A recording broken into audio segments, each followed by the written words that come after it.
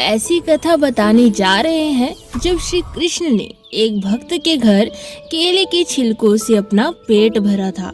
हमारे श्री कृष्ण हैं ही इतने प्यारे और भोले भाले कि उनको जितना भी प्रेम भक्ति से खिला दिया जाए वो सरलता से खा लेते हैं। ऐसा हो भी क्यों ना, कृष्ण प्रेम भाव के भूखे हैं, इसी कारण से उन्हें जो परोसा जाए वो खुश होकर खा पी लेते हैं। ऐसे ही इस वीडियो में हम श्री कृष्ण की एक अद्भुत कथा सुनाने जा रहे हैं। जब श्री कृष्ण ने अपने एक भक्त के घर मात्र केले के छिलकों से ही अपना पेट भर लिया था। तो दोस्तों, ये कथा है महाभारत युग की विदुर और विदुरानी की, जो कि श्री कृष्ण जी के परम भक्त थे। जब श्री कृष्ण जी महाभारत युद्ध से पहले विदुर जी के घर उनकी भक्ति से वशीभूत होकर पहुंच गए, तब विदुर जी घर पर नहीं थे और जो विदुर जी की पत्नी विदुरानी जी थी वो घर पर पूजा पाठ में लीन थी। जब श्री कृष्ण जी ने विदुर जी के द्वार पर खड़े होकर आवाज लगाई तो विदुर रानी जी ने श्री कृष्ण की आवाज पहचान ली और दरवाजा खोलने के लिए भागी चली गई। अब श्री कृष्ण जी को अपने द्वार पर देख विदुर रानी जी अपनी प्रसन्नता को व्यक्त करने में सक्षम न थी। तब श्री कृष्ण ने उनकी भावना को देखते हुए स्वयं ही उनसे अंदर आने के लिए पूछा। विदुर रानी थोड़ी सुध में आई और श्री कृष्ण जी को भीतर सम्मान पूर्वक बिठा दिया। अब श्री कृष्ण जी वहाँ बैठ तो गए तो श्री कृष्ण जी ने विदुरानी जी से भूख लगने की बात कही कि मुझे भूख लगी है, लेकिन विदुरानी जी के घर पर केलों के अलावा ज्यादा कुछ पड़ा नहीं था।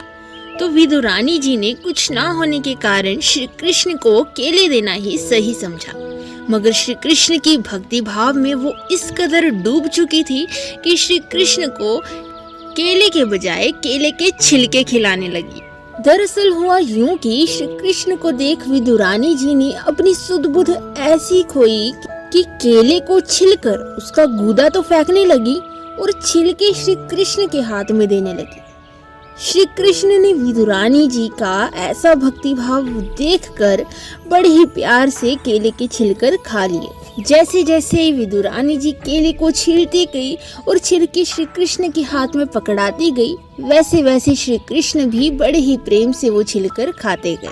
और तभी थोड़ी देर बाद विदुर जी घर आ गए तो उन्होंने विदुरानी जी को ये सब करते हुए देख लिया और उन्हें बहुत डांट भी लगाई। लेकिन तब श्री कृष्ण ने विदुर जी को समझाया कि उन्हें इस प्रेम भाव से कराए गए भोजन को करने में बड़ा आनंद आया और ऐसा सुख तो किसी 56 भोग में भी ना था।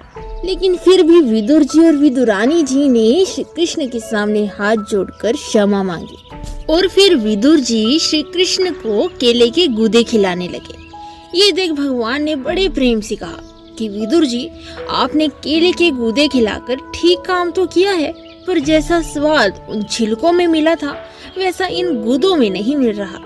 इस तरह श्री कृष्ण ने विदुर और विदुरानी जी के घर बड़े प्रेम से फिर भोजन किया और फिर बाद में विदुर जी के घर भोजन करने पर दुर्योधन ने श्री कृष्ण के प्रति काफी नाराजगी भी जताई, क्योंकि इससे पहले दुर्योधन ने श्री कृष्ण को अपने यहाँ खाने का निमंत्रण दिया था।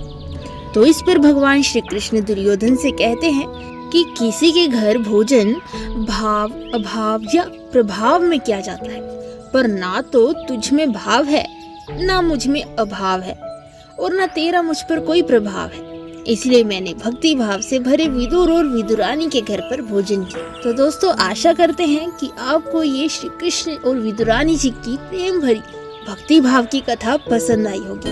यहाँ तक कथा सुन ली है तो कमेंट बॉक्स में जय श्री कृष्ण लिखना ना भूलेगा।